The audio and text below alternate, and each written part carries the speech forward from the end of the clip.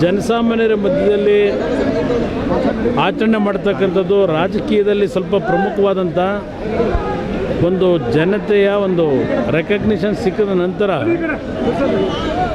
ರಾಜ್ಯದಿಂದ ಹಲವಾರು ಭಾಗದಲ್ಲಿ ನನ್ನ ಒಂದು ಜನ್ಮದಿನಾಚರಣೆ ಮಾಡ್ತಕ್ಕಂಥದ್ದು ಖುದ್ದು ಅವರೇ ಬಂದು ಭೇಟಿ ಮಾಡಿ ಅವರ ಒಂದು ಶುಭ ಆರೈಕೆಯನ್ನು ಕೋರ್ತಕ್ಕಂಥದ್ದೇನಿದೆ.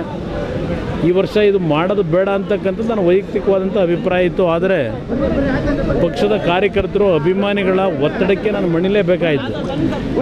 ಪ್ರತಿ ವರ್ಷದಂತೆ ಈ ಬಾರಿಯೂ ನಿನ್ನೆ ಮಧ್ಯರಾತ್ರಿಯಿಂದಲೇ ಹಲವಾರು ಭಾಗದಿಂದ ನನ್ನ ಹಿತೈಷಿಗಳು ಏನು ಈ ಒಂದು ಆಚರಣೆ ಮಾಡಲಿಕ್ಕೆ ನನಗೆ ಶುಭಾರೈಕೆ ಮಾಡಲಿಕ್ಕೆ ಬರ್ತಾ ಇದ್ದಾರೆ. ಬಹುಶಃ ನಾನೊಬ್ಬ ಪುಣ್ಯವಂತ ಅಂತಕ್ಕಂಥ ಹೇಳಲಿಕ್ಕೆ ಬಯಸ್ತೇನೆ.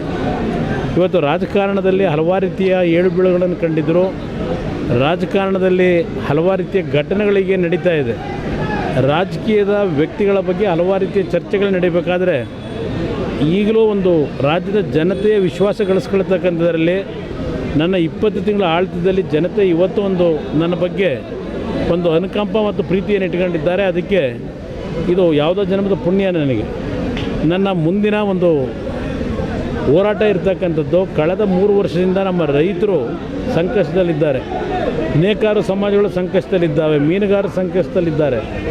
ಇಂಥ ಒಂದು ದುಡಿಮೆಯ ವರ್ಗದ ಜನ ಏನಿದ್ದಾರೆ, ಶ್ರಮಜೀವಿಗಳು ಹಾಗೂ ಕೂಲಿ ಕಾರ್ಮಿಕರೇನಿದ್ದಾರೆ. ಈಗ ನೋಡಿ, ಕಾರ್ಮಿಕ ಕಲ್ಯಾಣ ಇಲಾಖೆಯಲ್ಲಿ ನಾನು ಮುಖ್ಯಮಂತ್ರಿ ಇದ್ದಾಗ ಯಾವೊಂದು ಸ್ಕೀಮ್ನ ಅನುಷ್ಠಾನಕ್ಕೆ ತಂದು ಇವತ್ತು 4,000 ಕೋಟಿ ಹಣ ಇದೆ ಕಾರ್ಮಿಕ ಇಲಾಖೆಯಲ್ಲಿ. ಆದರೆ ಆ ಕಾರ್ಮಿಕ ಇಲಾಖೆಯಲ್ಲಿ ಇವತ್ತು ಆ ಒಂದು ಹಣ ಏನು ಸಂಗ್ರಹ ಆಗ್ತದೆ ಕಾರ್ಮಿಕರ ಒಂದು ಕಲ್ಯಾಣಕ್ಕೆ ಅಂತ ಹೇಳಿ, ಆ ಹಣವನ್ನು ಸರಿಯಾದ ರೀತಿ ಸದ್ಬಳಕೆ ಈ ಒಂದು ಕಳೆದ 5-6 ವರ್ಷದಲ್ಲಿ ನಾವು ಕಾಣಲಿಲ್ಲ. ಇದೆಲ್ಲವನ್ನು ಇವತ್ತು ಅವರ ಹಣವನ್ನೇ ಅವರಿಗೆ ತಲುಪಿಸ್ತಕ್ಕಂಥದ್ದು ಸರ್ಕಾರ ಅವ್ರನ್ನ ಮರೀತಕ್ಕಂಥ ಕೆಲಸಗಳೇನಾಗ್ತಿದೆ. ನನ್ನ ಮುಂದಿನ ಒಂದು ವರ್ಷ ಶ್ರಮದ ಹೋರಾಟದ ವರ್ಷ. ನನ್ನ ಶ್ರಮದಾನದ ಒಂದು ಹೋರಾಟ ಏನಿದೆ ಅದರ ಮುಖಾಂತರ ನಾಡಿನಲ್ಲಿರ್ತಕ್ಕಂಥ ಹಲವಾರು ಸಮಸ್ಯೆಗಳಿಗೆ ಇವತ್ತು ಜನತೆಯ ಪರವಾಗಿ ಸ್ಪಂದಿಸಬೇಕು ಅಂತಕ್ಕಂಥ ಒಂದು ಬದ್ಧತೆಯನ್ನು ನಾನೇನು ಹೊಂದಿದ್ದೇನೆ.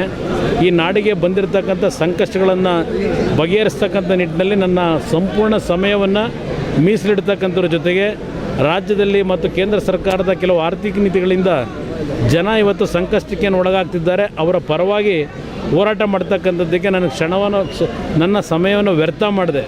ಪ್ರತಿ ಕ್ಷಣ ನಾನು ಜನತೆಯ ಒಂದು ಕಲ್ಯಾಣಕ್ಕೆ ನನ್ನ ಸಮಯವನ್ನು ಮೀಸಲಿಡಬೇಕು ಅಂತಕ್ಕಂಥ ನಿರ್ಧಾರ ಮಾಡಿದ್ದೆ.